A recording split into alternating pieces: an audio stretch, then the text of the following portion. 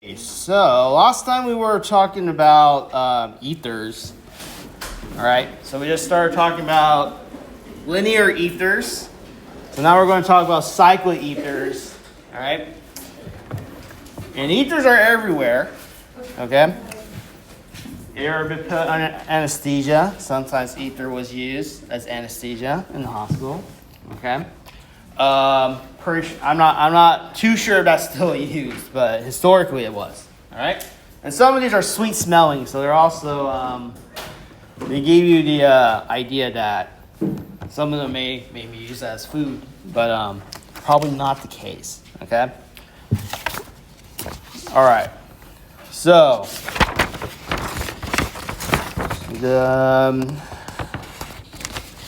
are we all right naming ethers? So they're simply alkanes, but we just give the ethers we call them alkoxy groups. Instead of alkyl groups, alkoxy groups. All right? So the structures I've shown you, that's the level of complexity you can expect in terms of naming. Okay? All right. So what about cyclic ethers? So cyclic ethers are a little bit more interesting. Okay? All right.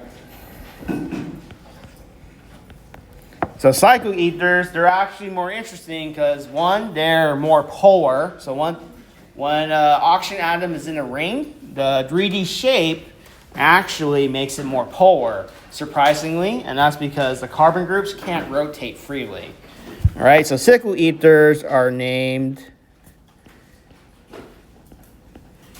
as cycloalkane.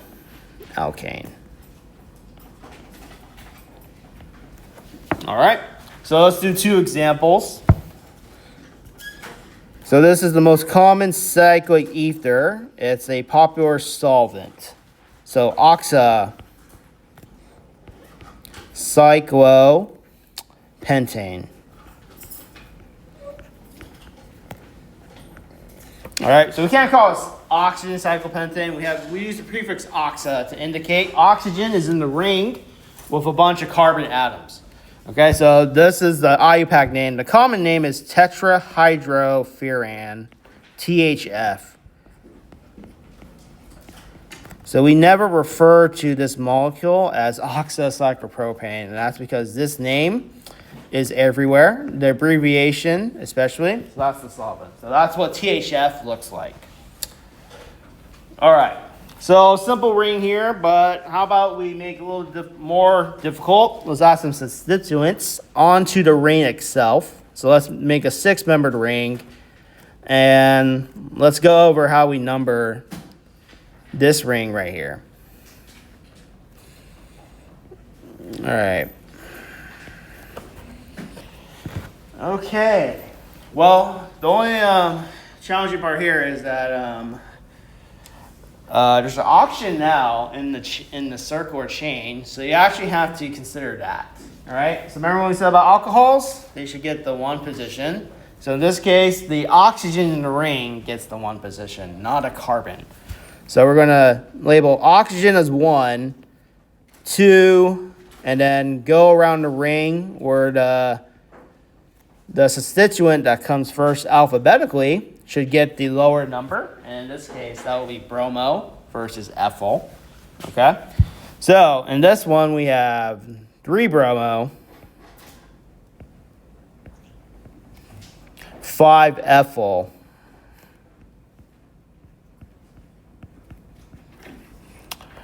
oxa. So since this is a cyclic ether, oxa to indicate the oxygen, cyclohexane.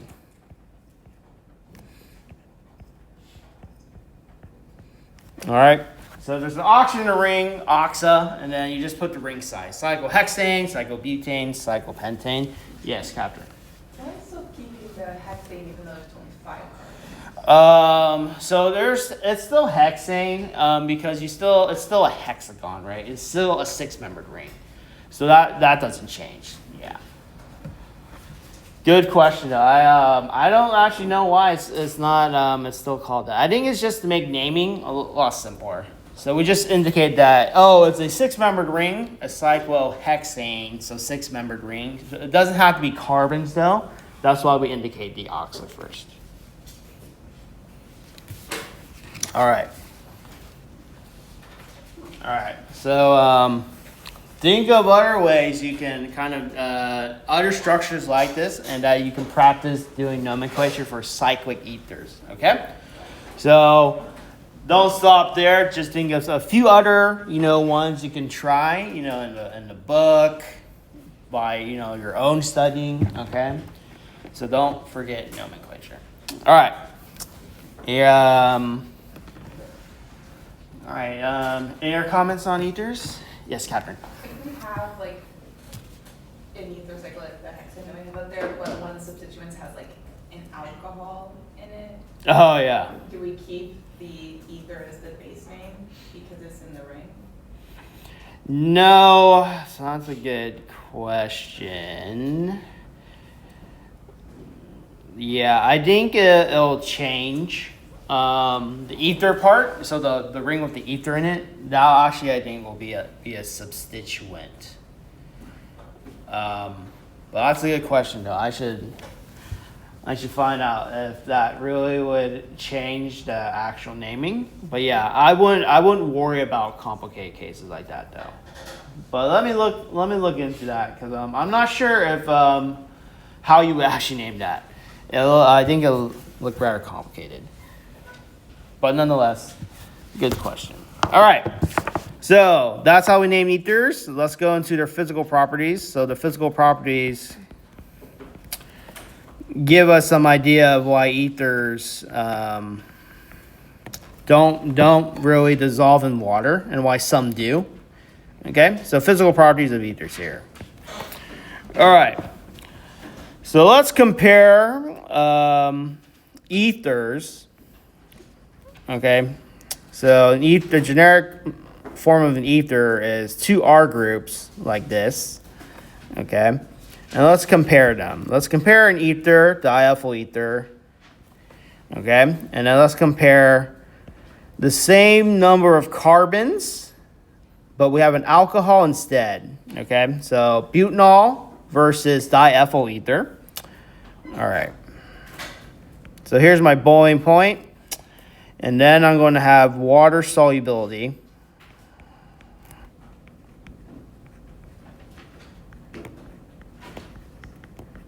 Okay.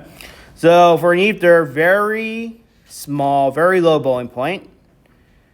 And that's because ethers here, can they hydrogen bond with each other? As compared to alcohols?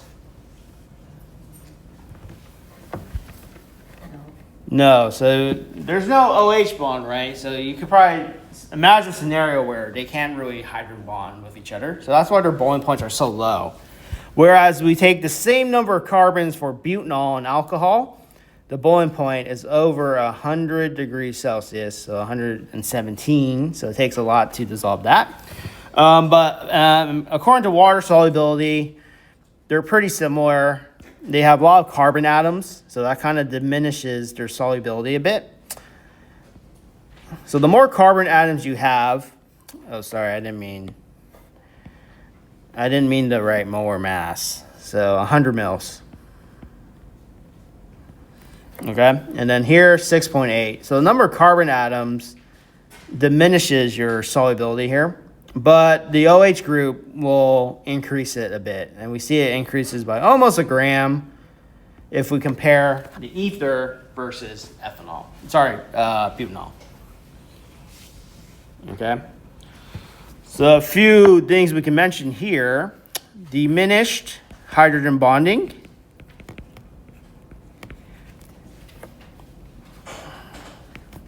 So we can't hydrogen bond with water. Okay, so ethers here, when there's more R groups around it, it makes hydrogen bonding more difficult, right? So lower solubility in that case.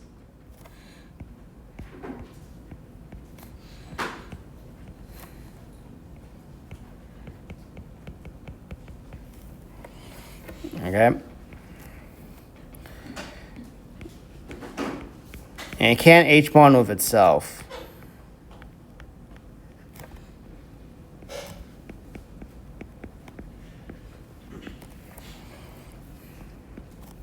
All right, so this explains the lower boiling point than alcohol. So lower BP than alcohols. All right. Okay. So let's go into a but you can actually ethers can actually be used for another purpose. Okay. So let's now look at a special type of ether. Okay. So these ethers, they have a special name. They're called crown ethers, and that's because I guess when you look at them from the bird's eye view, they look like a crown from what the shape they form. So let's draw this molecule. So we're going to have an oxygen here. Boom, boom. All right. All right, so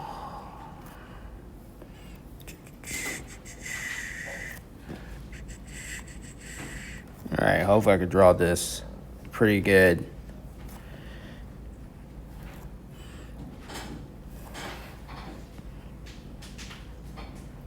All right, not too bad. All right. So this is a special type of ether. In solution, it is very good at bringing metal ions into the organic phase, which you kind of need to do for SN2 reactions to get the nucleophile in place. So these are what we call a crown ether, and by their names, they look like a crown. Okay, this one is called 18 crown 6. So you have 18 carbon atoms. Okay, and then bridging those carbon atoms are 6 oxygen atoms. And what they do here is that they're going to interact with this potassium. So they're going to form ion dipole forces, and they can sequester the potassium here and bring it into solution. Okay, so there are several types for these type of molecules where they selectively surround and isolate ions. Okay, in fact, the winner for the Nobel Prize this year, very similar type of thing. They make 3D structures to trap molecules, trap oxygen, trap CO2, collect and store hydrogen. And this is an example of sequestering a metal ions so you can bring it into solution. So that's an application of ethers there. Okay, so ethers actually have many, many uses, not just as solvents. Okay? All right, so that's an example of what an ether can do. So not typically like a reaction per se, but it helps drive a reaction to be faster in some cases where you have solubility issues. Okay. All right. So there's other cool structures like this, but we don't have time to go over too much of those. But if you're interested, you should check those out. All right. All right, so those are cyclic ethers. There's no other questions. Let's move on to how do we make ethers. So that becomes important. So synthesis of ethers.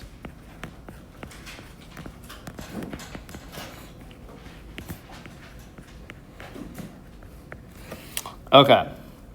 So first you have symmetrical ethers. So symmetrical. All right, so symmetrical ether is when the R group is the same on both sides.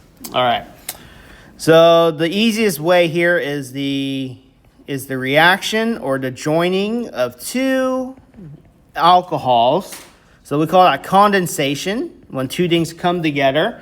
So condensation of alcohols, just like when water condenses, water vapor The water molecules are coming from the gas phase, approaching each other, and they condense into a liquid. All right, condensation of alcohols. So R, CH2, OH. So if we heat this up enough in acid,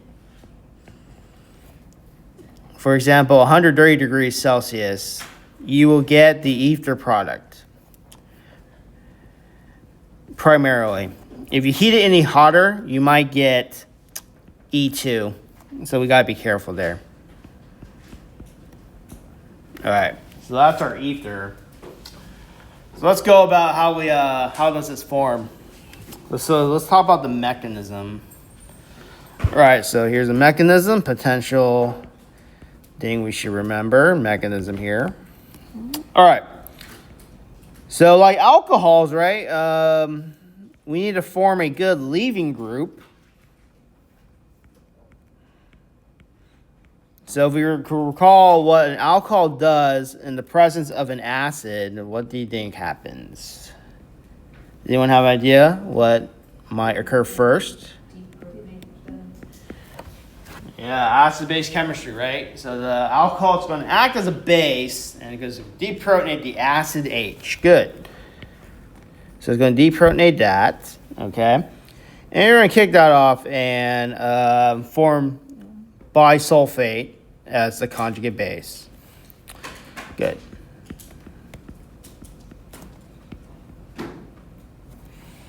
All right.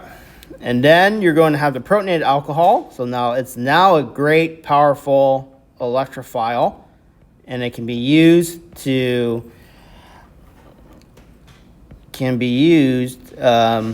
nucleophilic attack. All right.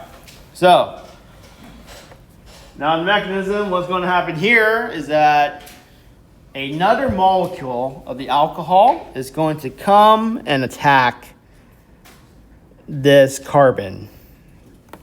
So let's draw another molecule of the alcohol. So R, CH2, OH. All right, so this is going to come over here. All right. And then, sorry, I should have drawn this bond. Let's draw this bond right there. So put that bond right there, and it's going to break and go back to the oxygens. All right, maybe I should make that a little better. All right, let's just redraw it.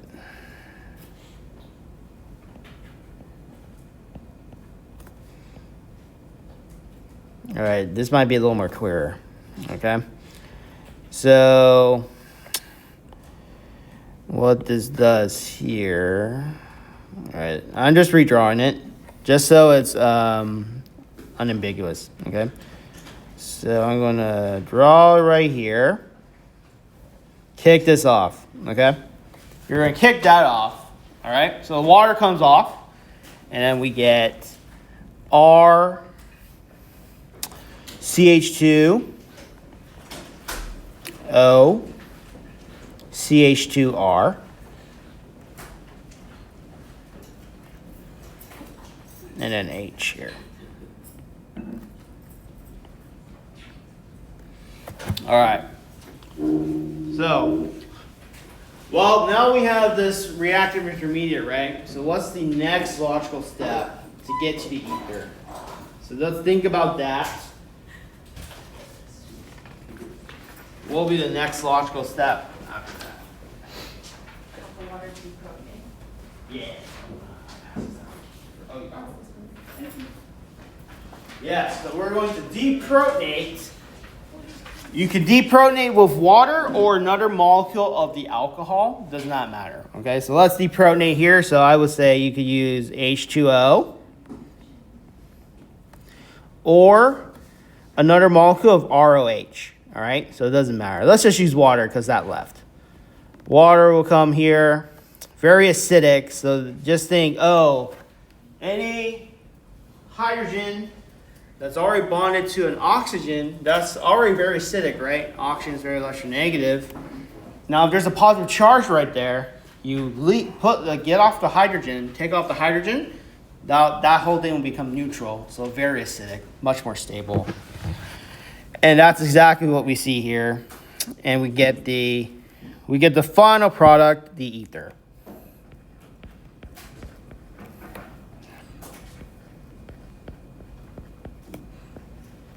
Like that. Okay, and then you regenerate the acid catalyst as protonated water, so the proton is still available.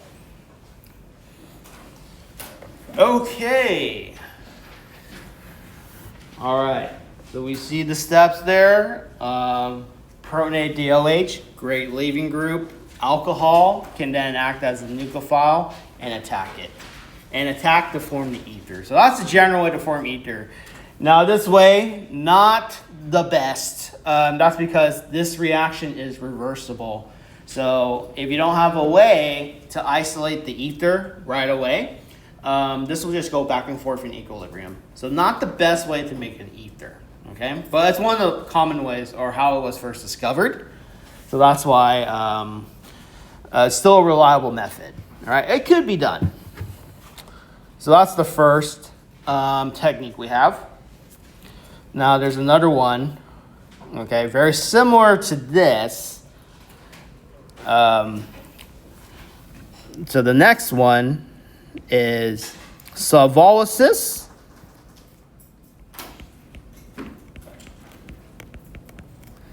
Of haloalkanes.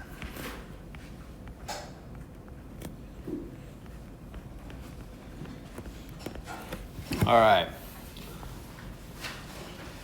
But really quickly right here, on the mechanism here. What kind of mechanism is this? SN1, SN2? Number one, sorry, this one we just wrote. Is that SN2 type mechanism or SN1?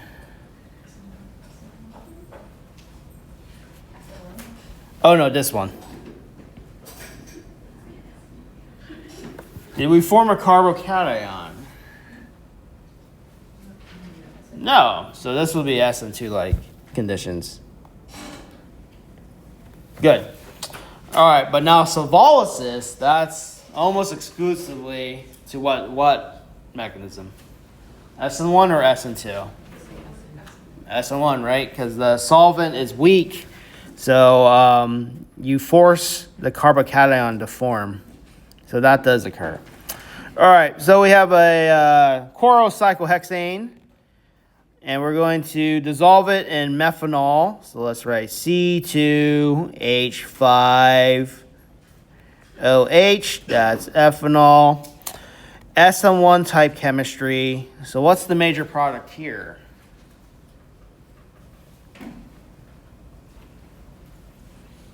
So we got to think, if I ask you to make this, do this reaction, you would expect what product would you get?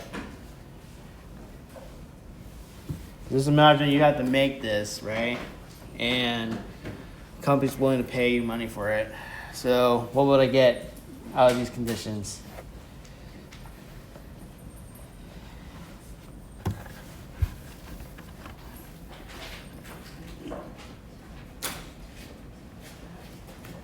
So what would the major product be? So let's assume just SN1. So what would the product look like? Yeah, we just take the ether linkage and then just remove the H because that will come off as HCl. So you get plus HCl here. Or, plus HCl or slash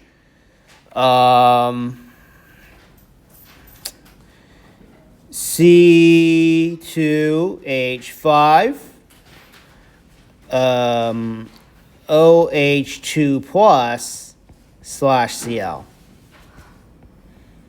Okay, so that's how HCl would look like in solution. It won't be bonded, and that's because HCl is a very strong acid. Okay, but I'm just showing you where the HCl goes. All right, so those are the two common ways, not the best ways, but those are two common ways you can propose, for example, if I said, all right, propose to me how you would get to this ether if I started with cyclohexane, okay? So think about two reactions or, a synthesis route. How would you make this ether from that precursor there, okay? So start thinking about synthesis in that regard. All right, because now I'm just going to give you more information about how to make things, and that's going to be part of your organic toolbox as you take this class. All right? Okay, so the third method has a special name, a very it's a dated method, so it's still very used today. So, number 3, Williamson Ether Synthesis.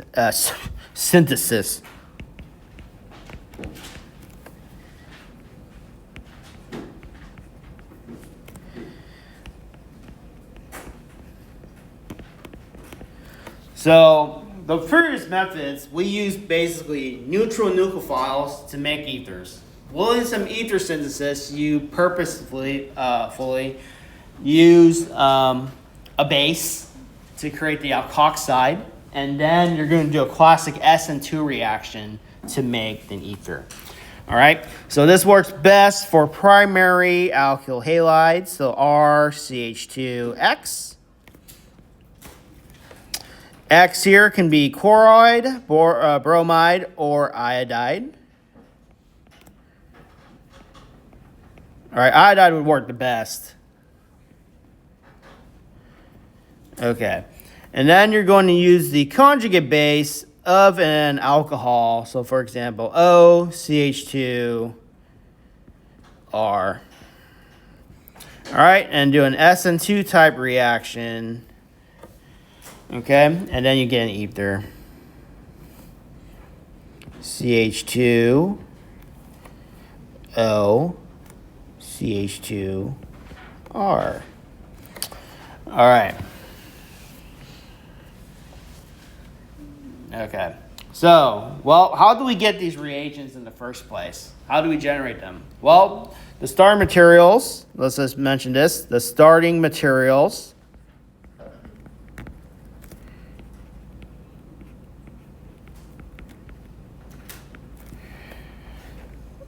for the Williamson Ether Synthesis, the Williamson Ether Synthesis are alcohols.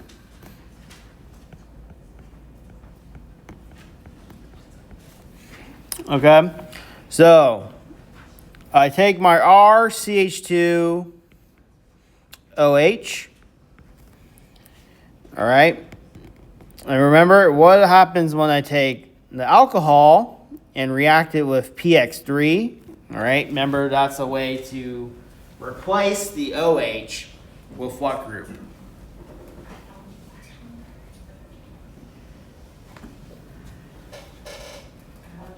A halogen. Very good. So we get it to a better leaving group. And that makes it more useful for synthesis. So CH2X. Good. All right. R prime. So that's one part of it. That's where we get the starting material. And then the other part is we react this alcohol with sodium metal. So sodium in the 0 oxidation state. And we get the alkoxide. So that will remove the hydrogen and form hydrogen gas. And that's where the reagent above the arrow comes from.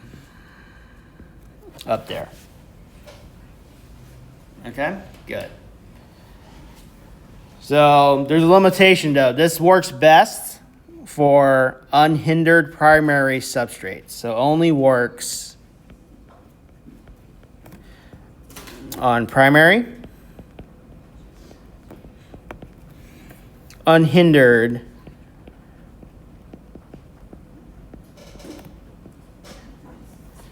alkyl halides.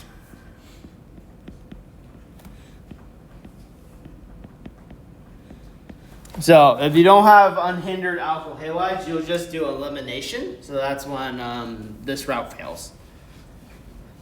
All right. So let's give an example here. Okay. So H.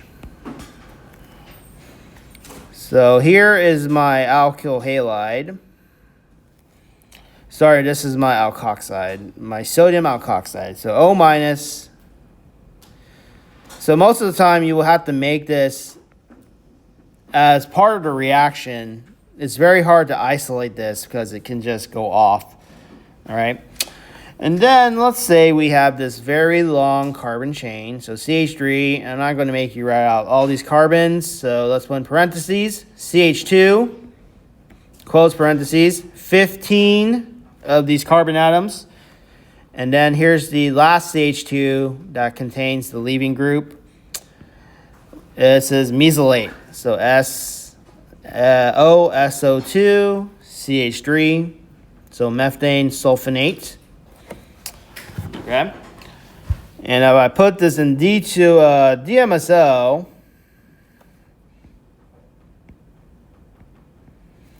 this is a classic SN2 reaction. So the oxygen will approach the CH2 group and eject the leaving group. Okay. And then we get this product in very good yield. Okay, so H, oxygen. So now this oxygen is attaches this very long fatty chain. CH2, 15, CH3. All right. So molecules of this type are very oily, very waxy. So they're part of like fats. Okay, but this is an idea of like what fat molecules look like that compose of, human fat, body fat, etc. All right, and then we get the counter ion sodium methane methyl sulfonate. So OCHSO2. Sorry, that's an S. CH3. All right, so this compound we call it cyclopentoxy. All right, because this group here is if we kind of circled this group right here. Okay, this part of the molecule, that's the ether as a substituent, so cyclopentoxy. And then this has a lot of carbon atoms, so we call it heptadecane. So 17 carbon atoms. So hepta meaning 7, decane is 10, so 17 carbon atoms. All right.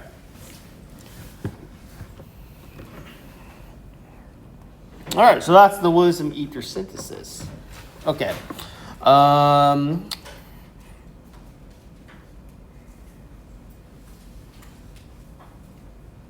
So what kind of mechanism is this?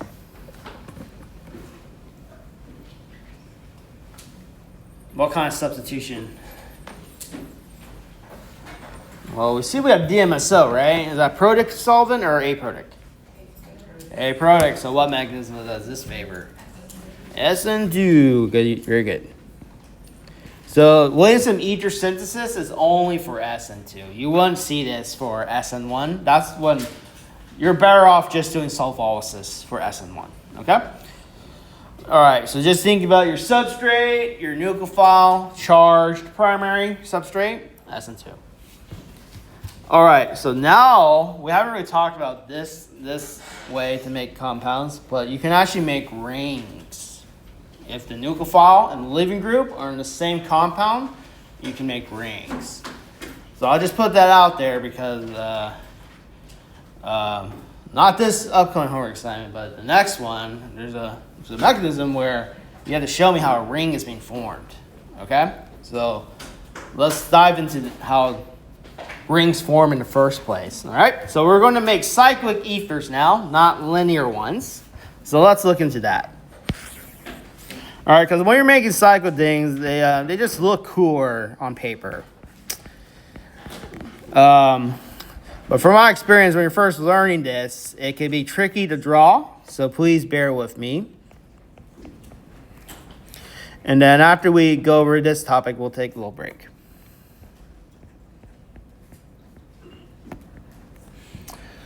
All right. So when something is happening within the same molecule, we say intramolecular. Okay, so intramolecular.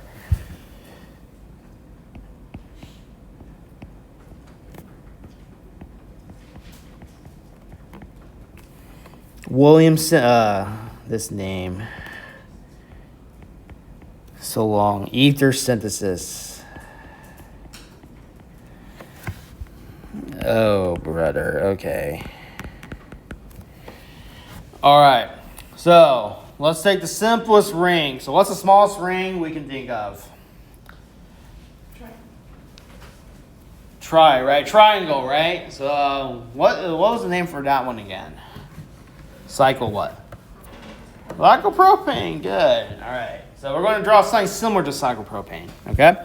So say you have your leaving group here, and it's 2 carbons away. Okay. So if you mix sodium hydroxide, you might think, okay, it's just going to form. If you think of sodium hydroxide right now, what do you think will happen? What's your first guess? Based on what you know about reactivity so far, about SN2, E2, etc.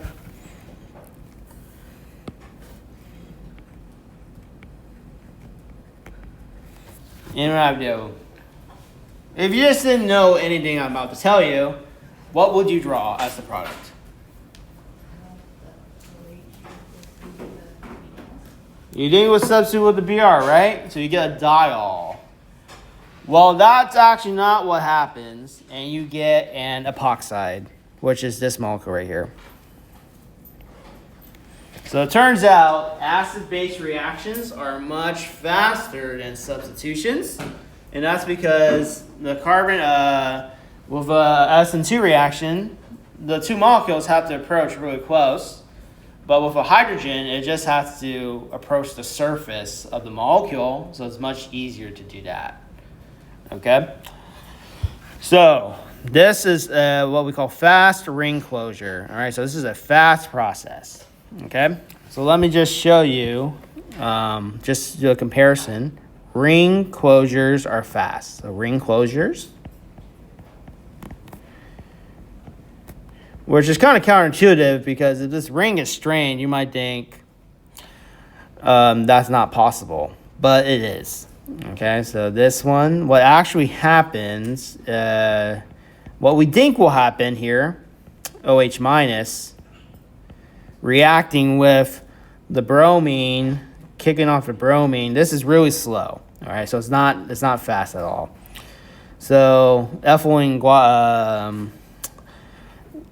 what is this one?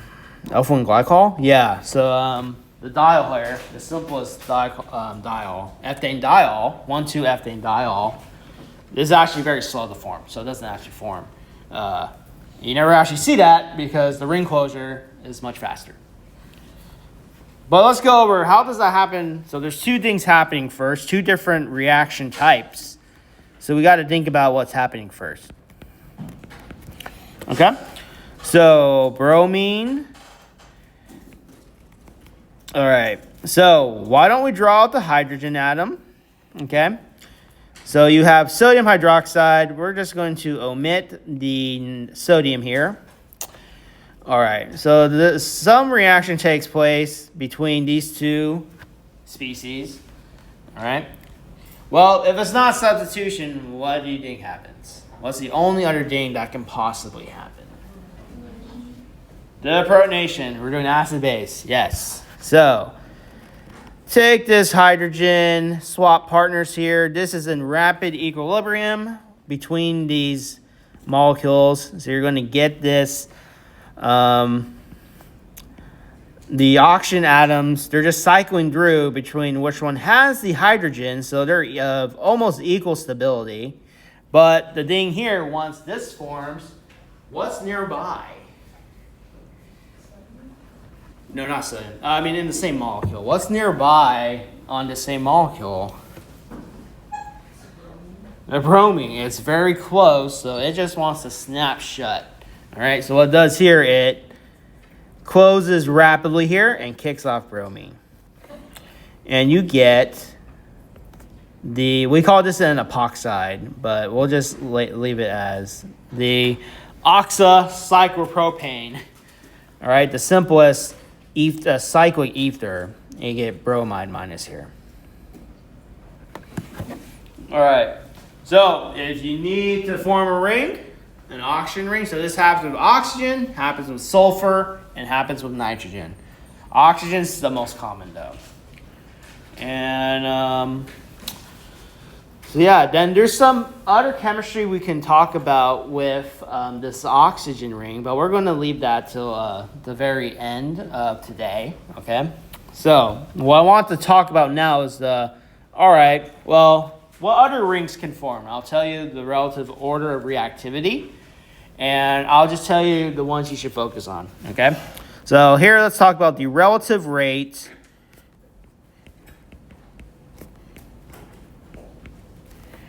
of formation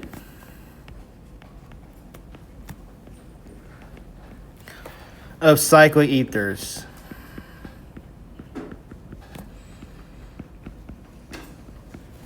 So in our foray of chemistry here, we're going to see 3 common ring types that form almost regularly. They're very common in organic chemistry here. They are ring sizes of 3, 5, and 6. Those are the most common ring sizes that form like this, okay? So, let me tell you the relative rate here. Cyclopropane is the fastest. That's greater than or equal to 5-membered rings. And that's greater than 6-membered rings.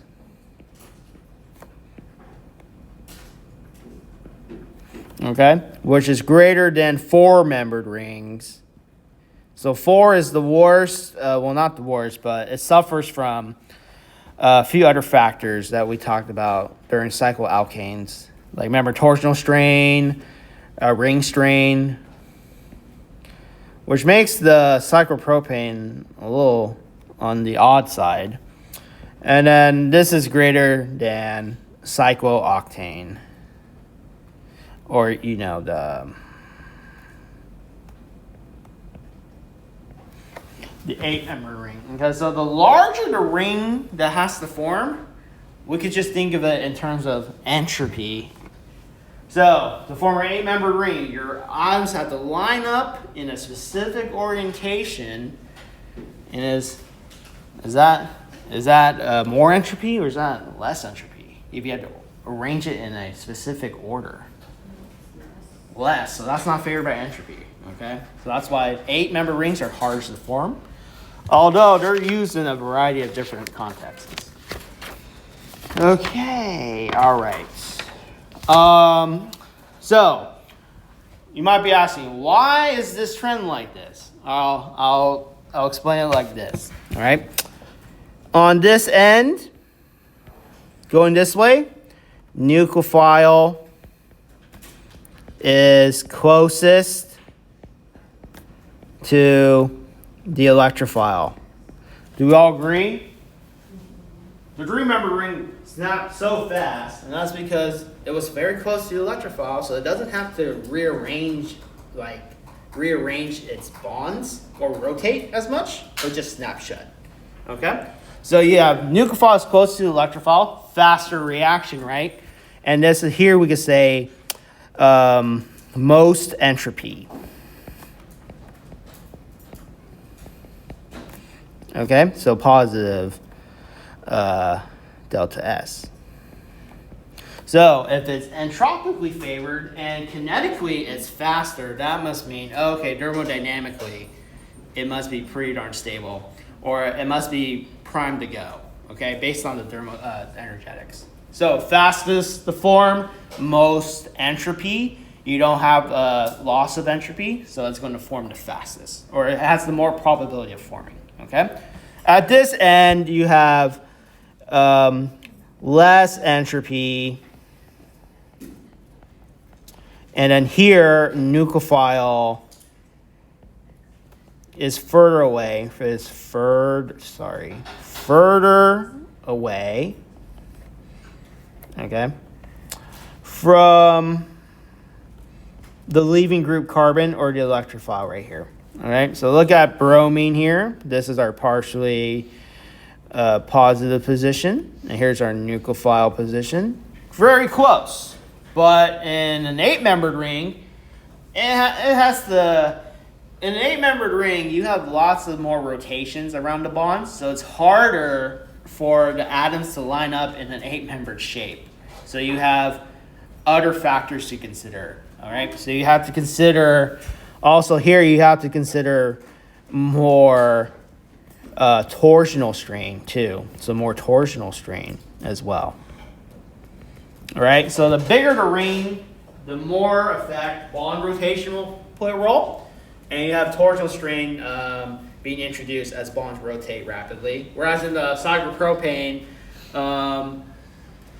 not as much bonds to kind of consider in terms of the energy barriers here. So that's why cyclopropane is the fastest. So we'll see these three groups here. These three ring sizes will form the most. We'll see most examples like that. All right. Okay, before we jump into the rest of the reaction of ethers, just a few of them here, let's take a little break here. All right? Let's meet back in 10 minutes.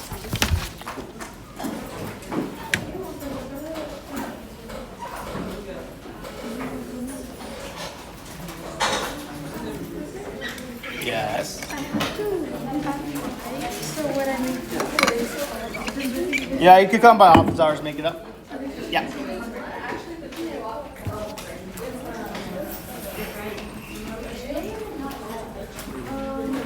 Thanks.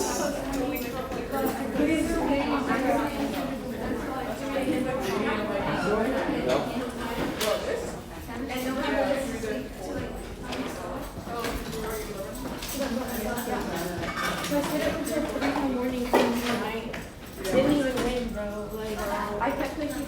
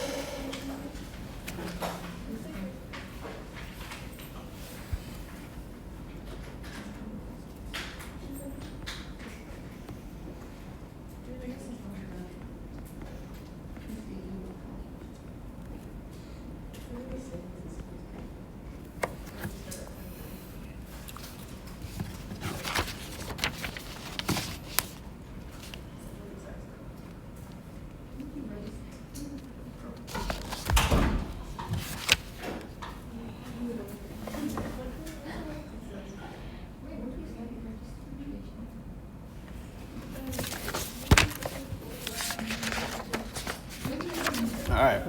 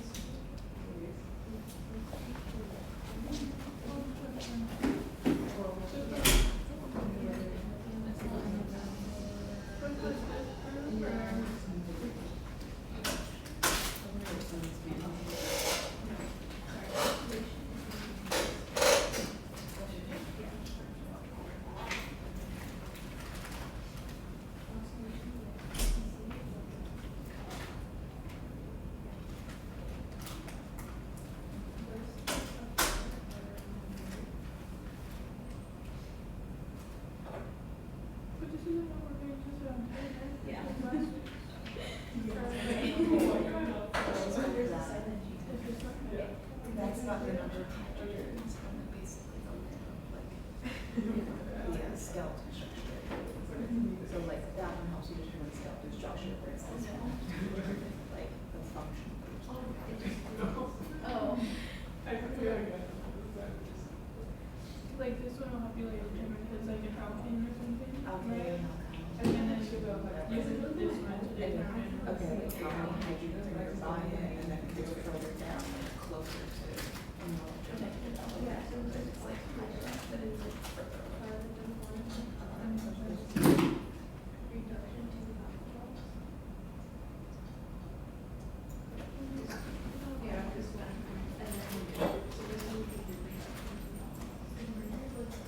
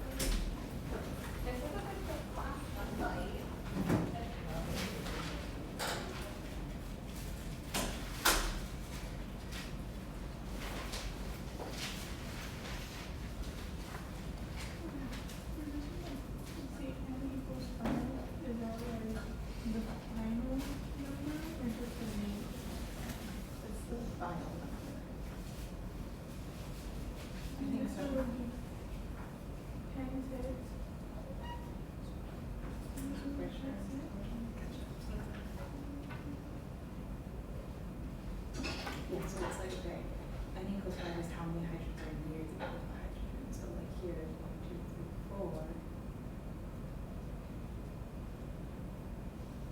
So N plus 1 is just 1. So it's just like, you have to also count the base rounds. Okay, 1. So N plus 1. 1.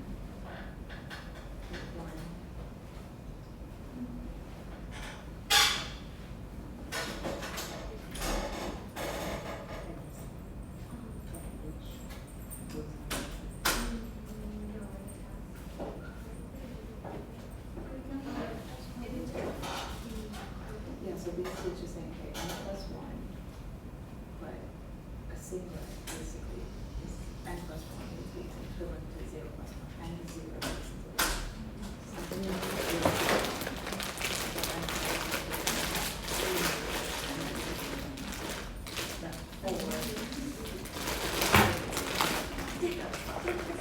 Can't even open it. So that N equals 5 and 8, not 5. Total, so I believe so. But yeah, we're still going. Yeah, so yeah. yeah. 5, 6, what would happen? 6. But like when you count it out, it would be N plus 1. 3 plus 3 is 6, it would be 7. Go on to where? Educated guess. I hated them. No, but it would go on to the conference. No, I can't open it.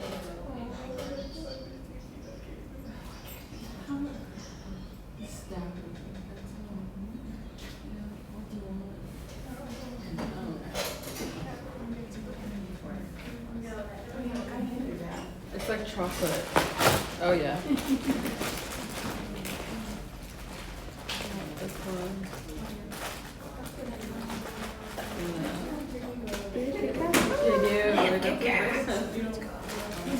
Yeah. Somebody broke into it. It was hard.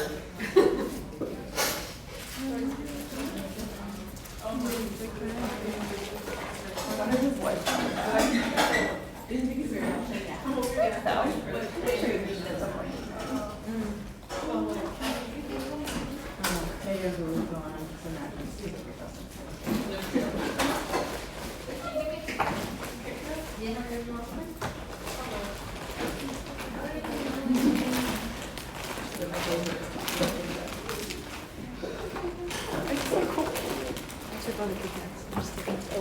like Reese's. Reese's and don't mind if I do. No, sometimes. Wait, you said that. This one. Oh my god. But I don't need them, that's the thing. Or do she just wanted to kick it? I'm like going all in. Like, take me away. People are freaking ridiculous. I'm just gonna keep it.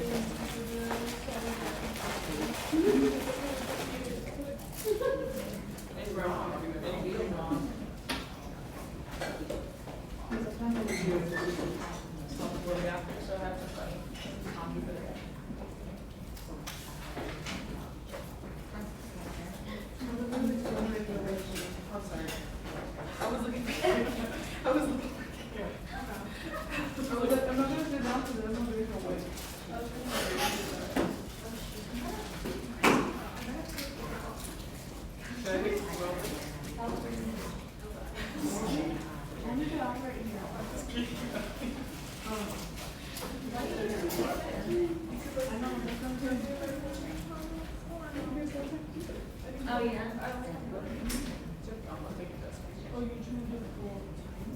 What's the difference?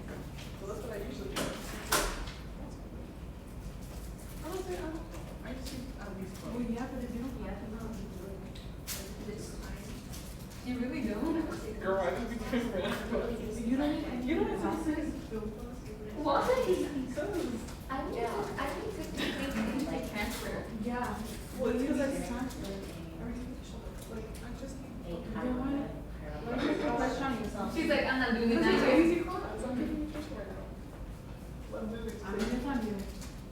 I haven't seen a feeling it. I'm gonna take Jess.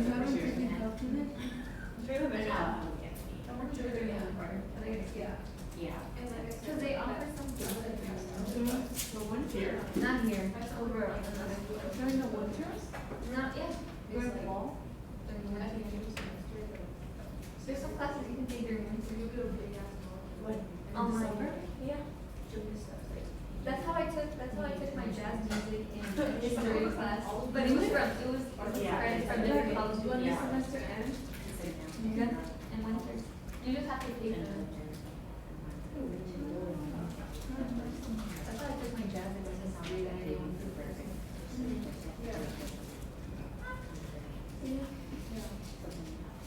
I'm hoping to stay up for it and I don't have to take it on either. your schedule hasn't come out. Or what? How do you even check that?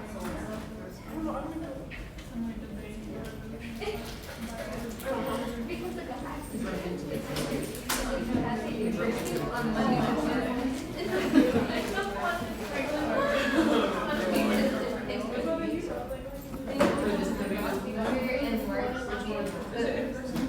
And work. It's 3 days of camp. 3 days straight. Yeah, I feel like after I reviewed that earlier, that it'll be okay.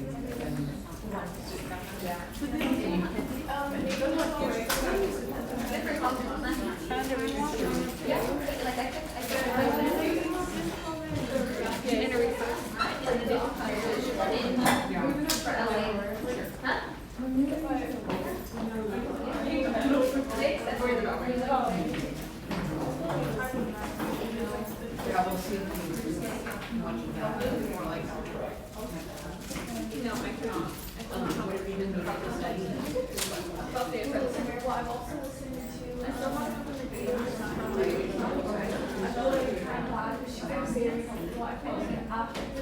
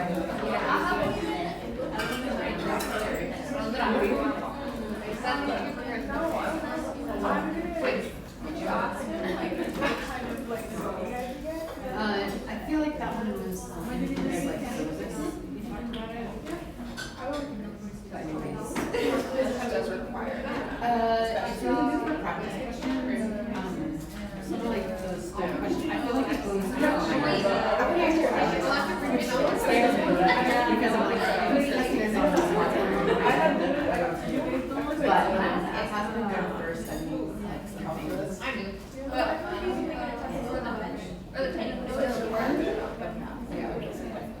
But yeah, definitely has like because one of the main things that I think helps me learn is having more practice questions and then like having the answers so I can just listen to what I just so that's been good.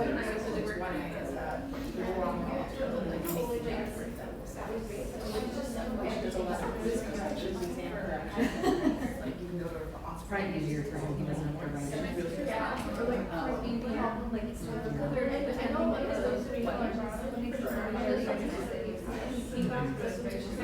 It's just standard. Plus.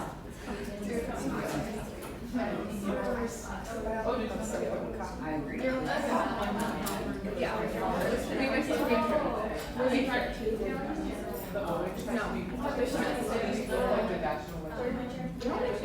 haven't really started that. Yeah. I have. I gave my friends for the weekend. So I was like, guys, I gotta and then, like, usually I volunteer at the seminars on Fridays, charities and stuff like that, so we get into finals. Because I need to be in my book.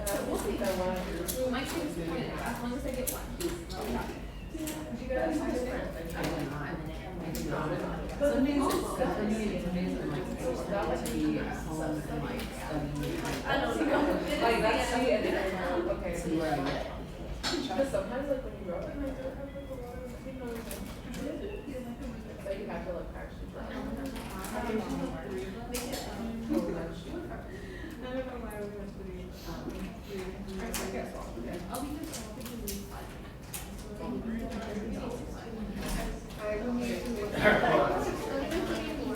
Thank you. Oh, well, Kenny, take it on. Help yourself. Wait, that's not. I was down here and they sent me for more candy. My whole row, they're like, give me this. I'm like, okay. All right, guys, get a sweet, re-energize, and let's talk more. Go ahead. They're like, you're already down there. I swear they're not. Okay. All right. Yeah, now it's cold.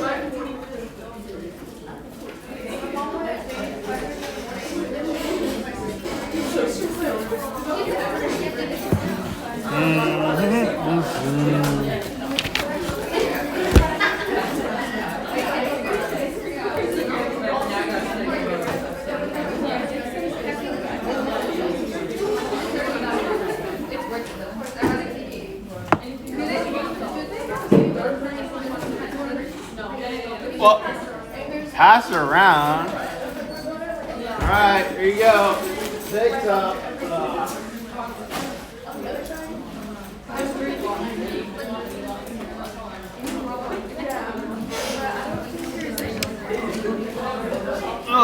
Hershey's. All right, so guys, when you help yourself, pass it around. I already have a bag at home, so I don't need 2 bags. All right, I'm already on awareness for diabetes, so let's not speed that up. Oh, I was supposed to give one out to the trick-or-treaters that came by. So, I wanted one for myself. And I don't eat candy too often, so. All right, so guys, let's refocus here. So the thing about ethers, they really only have like one mode of reactivity, and that's usually an acid. Okay, so reaction of ethers and acid.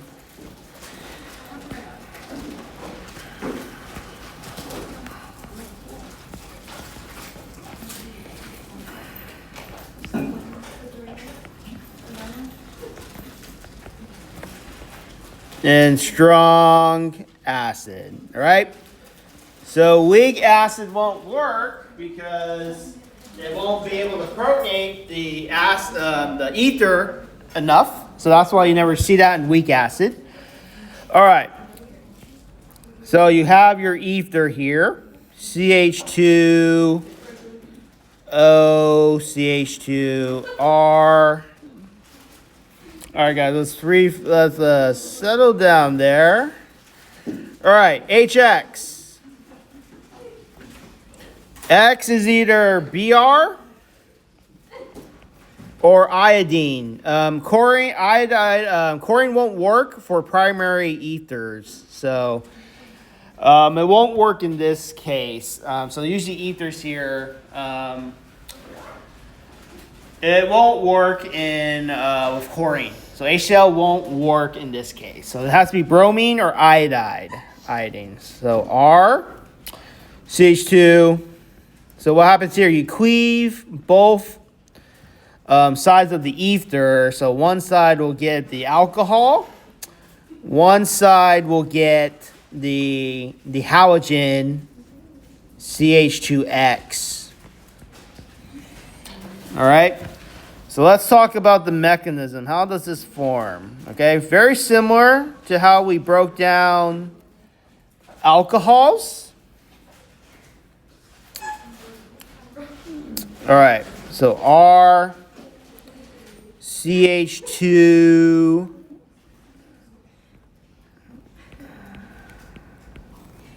CH2R.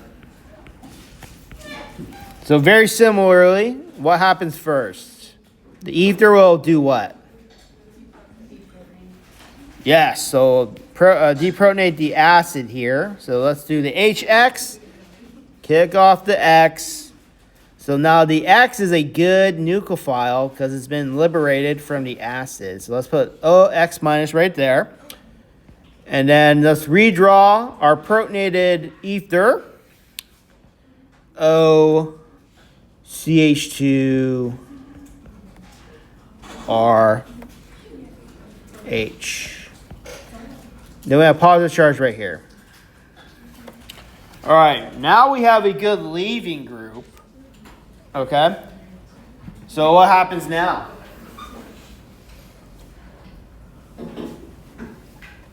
All right.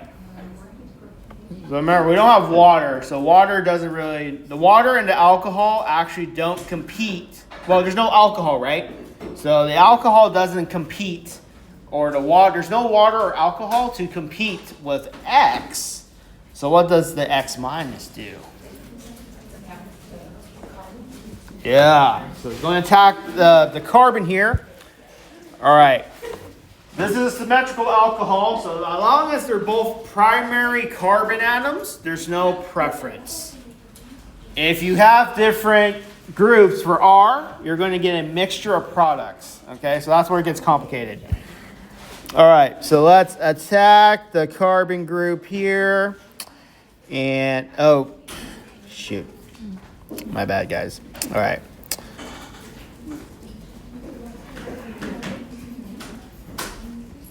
And you liberate the leaving group. We get a molecule of alcohol, CH2OH plus RCH2X. So see here, the X has substituted with that carbon, and it breaks off the other half of the ether, and you get an alcohol alkyl halide mixture. And this would be easy to separate, so it won't be a problem. One has a very low boiling point, and one has a very high boiling point, so it's very easy to separate through distillation. So this would be an SN2 type mechanism. All right, SN2 type here. All right, now let's imagine we don't have a primary ether. We have more R groups on the ether linkage. So let's do another example. All right, here's my ether. CH2. Okay. All right, so I'm going to draw this out so it's a little more straightforward. All right. Okay. So now, look at here. Now I have two different positions. I have a primary position, and then I have a secondary position along the oxygen. So this will look a little bit different. All right, so let's make this R prime just to make it straightforward. All right, so if you have any secondary position or tertiary position and you use HX, X could be chlorine, bromine, or iodine here.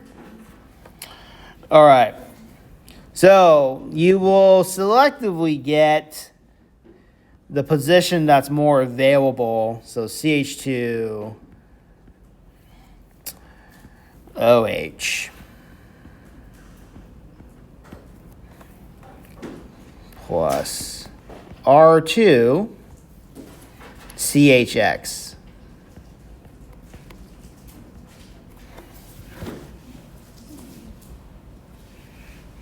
All right, well, this is, I'll just draw the structure in parentheses so it's easier to see. So what I've drawn here is this one, okay?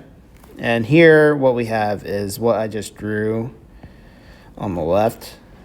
2 R groups, and then you have a halogen here. That's what they look like. All right, so based on my products here, it looks like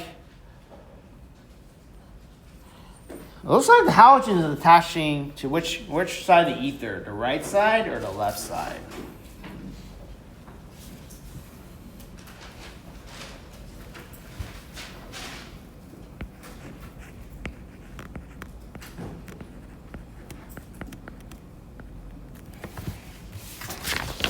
All right.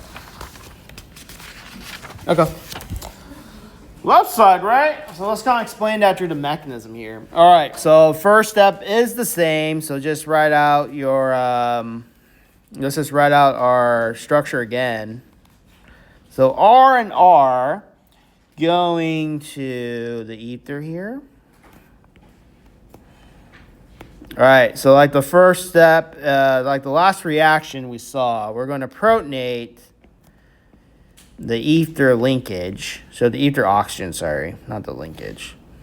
All right. X becomes our nucleophile, X minus, and we get plus R, O.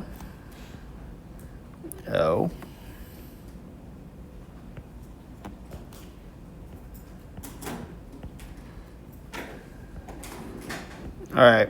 So if you have a secondary or tertiary position, the mechanism will flip. So what mechanism is it now?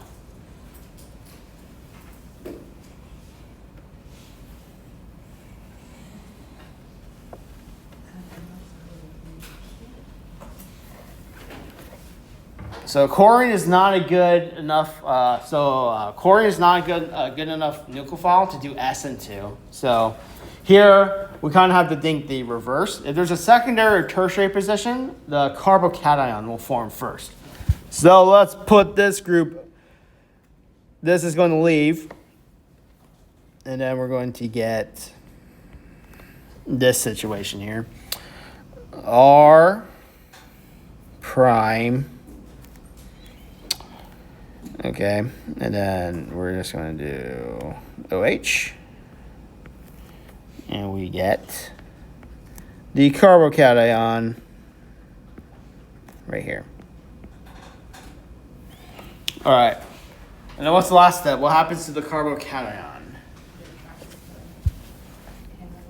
Yep, the X will trap it by forming a bond to the carbocation, to the carbon, and we get the alkyl halide. Oops, sorry.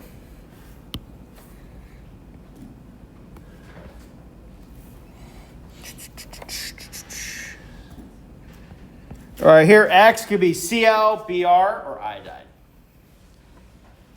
All right, so those are your products there. Here's one of them, and here's the other one. So those are both products. All right.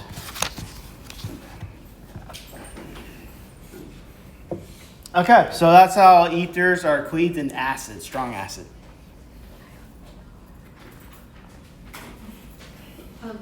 For this one, you said it could be chlorine too, but the one before it couldn't be chlorine. Right, because chlorine is not a good enough nucleophile to displace. For the SN2? Yeah, for the SN2, yeah.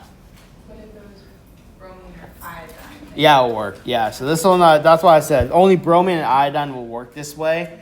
And that's because it's just so reversible. And chlorine is not good enough to do this for alcohols or ethers. Yeah. Yeah. It's not reliable. It's very slow. Let me just put it that way. It's just very slow. All right. So, last thing. Chemistry of cyclic ethers. So, chemistry of oxocyclopropane.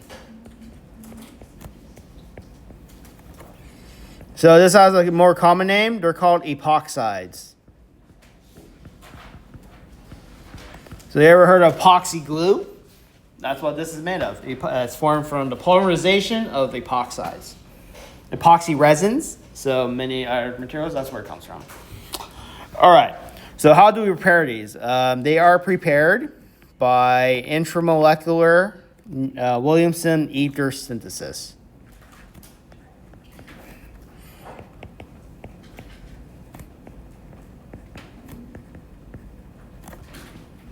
Oh, sorry. Williamson Ether Synthesis. Okay, so let's look at this situation. We have an R group.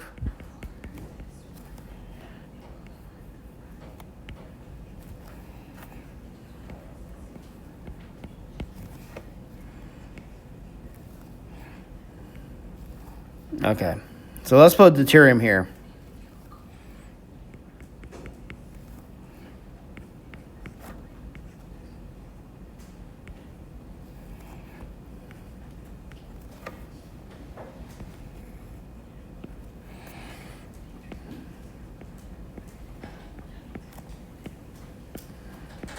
So last time we said sodium hydroxide will deprotonate this, and you'll get the epoxide. So you get R group here.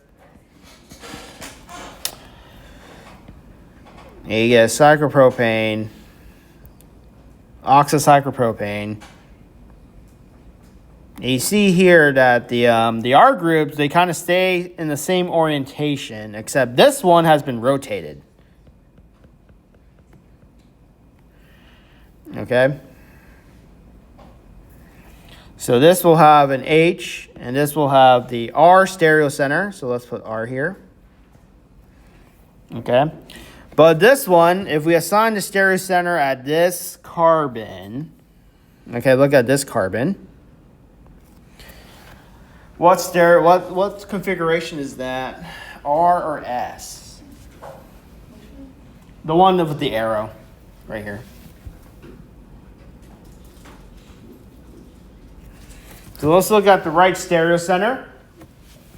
Is that an R stereocenter or S stereocenter? S. Good. So bromine is number 1. This carbon group is number 2. And then this one is 3. All right. So that's going to be an S stereocenter. So it looks like it did an internal SN2 reaction. So the stereocenter, that makes sense. The stereocenter has to flip, right? Inversion of stereochemistry. Okay.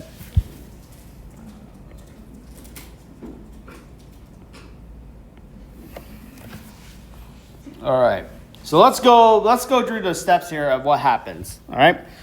So let's redraw our carbon atom.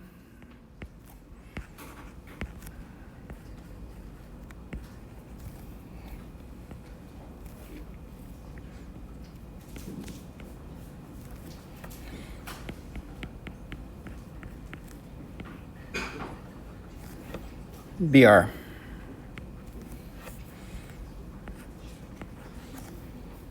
OH. All right, so the first step, we're going to, what's the sodium hydroxide going to do?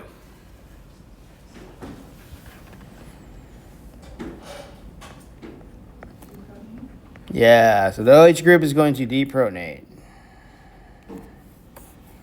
All right, put this group onto the oxygen, make it a better nucleophile. So H2O is going to form, and you get the intermediate here, the alkoxide, O minus.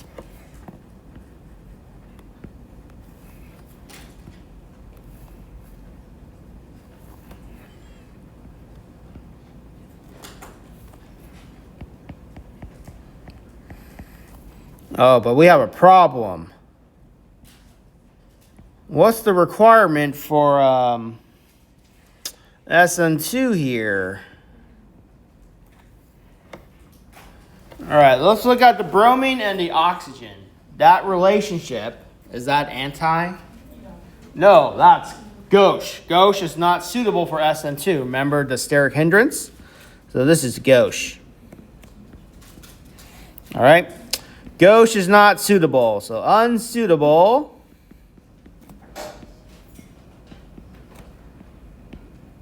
for SN2. Because the bromine will still be in close proximity to the O minus. So that's going to be introduce some steric repulsion and also electron-electron repulsion. All right. So let's rotate this group a few times. So let's remember these conformations are in equilibrium with each other. So let's rotate around the carbon atom with the bromine on it. So O minus, okay. See, so we rotate this bromine through the back. It's still going to be S because we're just rotating the same three groups. All right, and this is deuterium now. All right, so it's still S. Oh, but is the bromine anti or is it still gauche?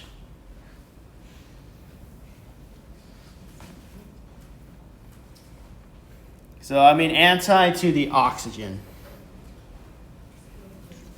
Yeah, so you see this bond angle right here? This is 60 degrees apart. So still a gauche interaction.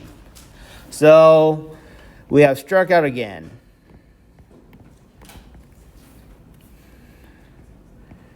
Much like last night with the Dodgers. Did anyone see the 18th inning game? No. That was crazy. Anyway, so we have to do what one more time to get in the right orientation? Let's rotate it, okay? So I'm just explaining to you why the stereochemistry matters and why it's inverted, okay? So that's the only reason I'm drawing this out and spending this much time on this, okay?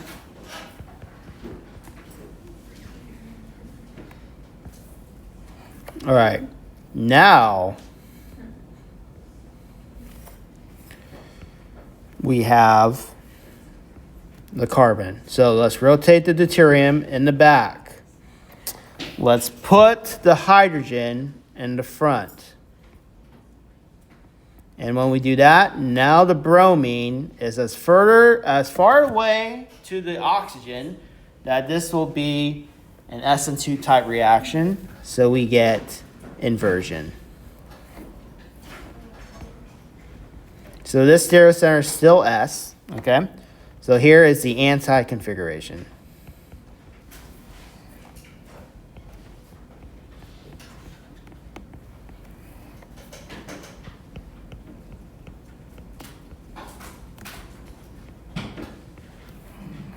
For SN2.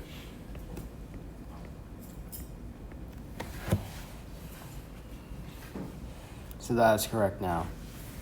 So if we draw an arrow here, this is SN2 type reaction. inversion. So that's why inversion occurs. So you also get inversion intramolecularly too. So that's the only way it will work. And that's the most favorable transition state that we can get for the conversion there. All right. So that's how we get inversion at that stereocenter. That's why it changes to R. And that's why the H rotates there and becomes wedged in the front. Captain, what's up? So, do we only rotate the second carbon just because it's a cryocenter? Yeah, you don't want to rotate the other one because that's the one that has to close the ring. So we're just rotate one to kind of analyze like how does this form. Yeah. All right. Well, we form epoxides, so you might be wondering, can we open them? Answer is yes. Okay. So we couldn't open cyclopropanes. Remember, we couldn't open that. So epoxides are special because they have a potential leaving group. And even though we said, oh wait, isn't hydroxide a bad leaving group? O minus? Yes. But the added driving force is you're breaking the ring strain. So that's what causes the reaction to be favored. Okay.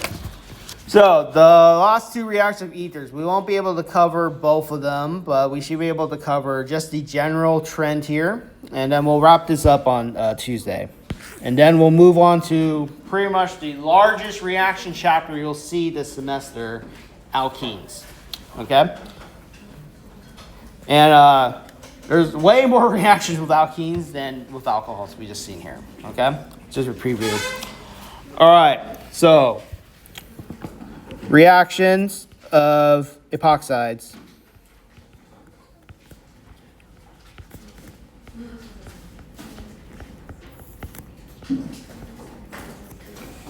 All right, so this is called nucleophilic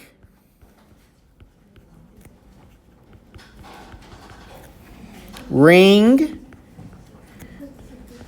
opening.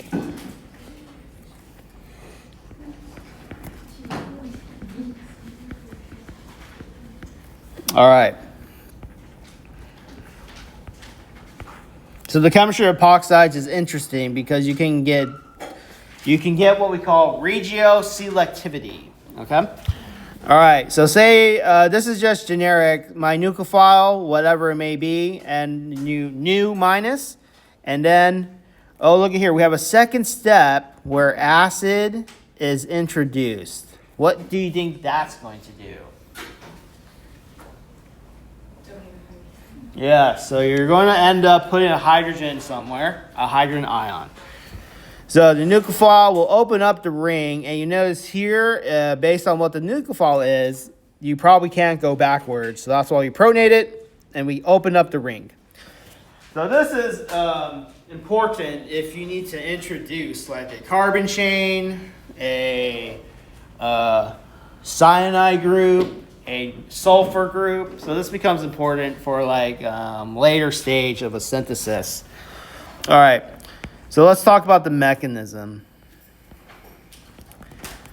Well, we just saw an SN2 type ring closure. So you're going to see something similar here with a ring opening. So the nucleophile here will attack the carbon of the epoxide. This is a leaving group. So the oxygen will open up and relieve the ring strain. So nucleophile here, O minus. Okay. And this is where the second step comes in. You have an acid source, so OH2 plus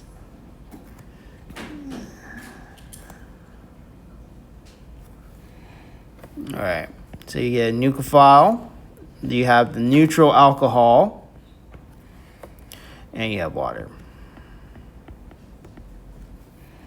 All right.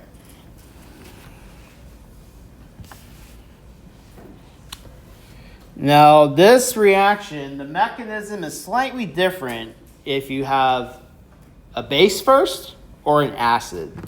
So let's just wrap up today by talking about those two. All right, so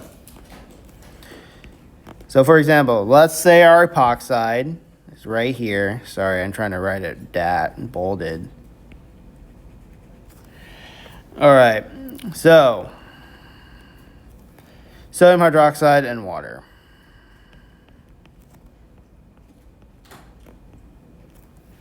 So what happens here is the hydroxide will attack. Well, it doesn't matter which side it attacks because they're both the same. And you get, so here you would get OH. And see here,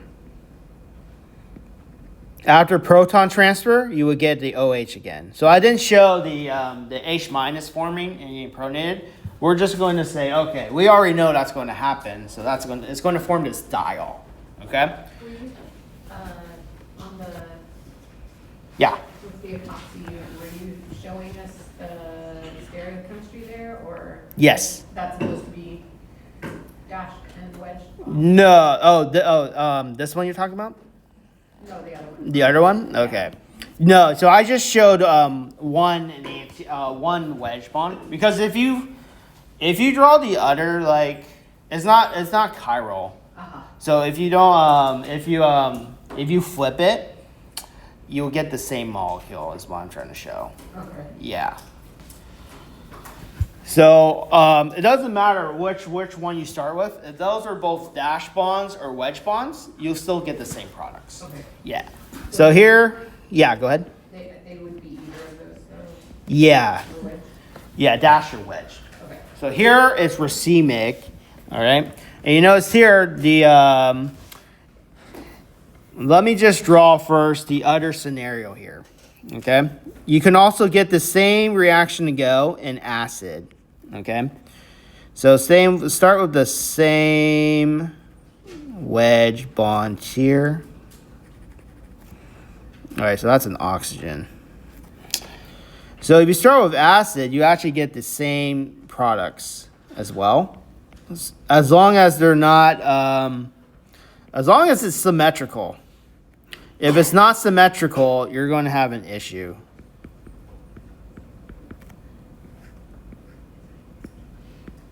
Like this. And so this is also racemic. All right. So you see here, if we look at the, what happens here, if you look at this group here, these two groups, this is the oxygen that was added, okay? So these two groups here, okay? So this is the nucleophilic addition. So the nucleophile is anti to the leaving group.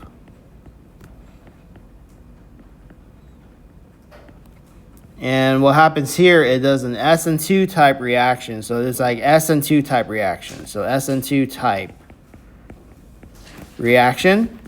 The stereocenter is flipped at wherever the new oxygen attacked. Okay? For this one, what ends up happening here is this will get protonated, okay, like this.